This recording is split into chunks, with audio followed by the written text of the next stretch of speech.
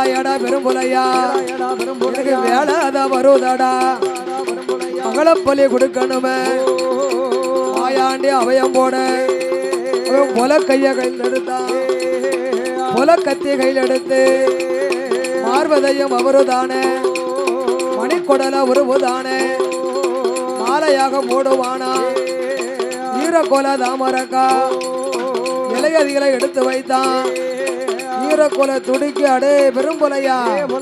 பெத்த மகடா ரெத்த வாட ஒத்த மகனும் பராம பலி கொடுத்தாயே என் உயிர் இப்ப போனாலும் 8ஆம் புசை என்ற ஆணை காலால் அறுந்து போகும் என்று அப்பனுக்கு சாபம் கொடுத்து இருக்கும் இடமெல்லாம் இண்டு இசங்கு கள்ளி கத்தாழை முளைக்கும் என்று சொல்ல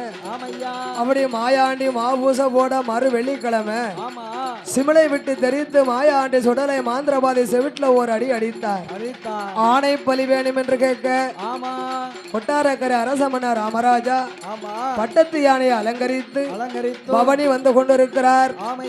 அந்த வேளையிலே நடந்து வந்த யானைக்கு சுண்டு மைய சுண்டினா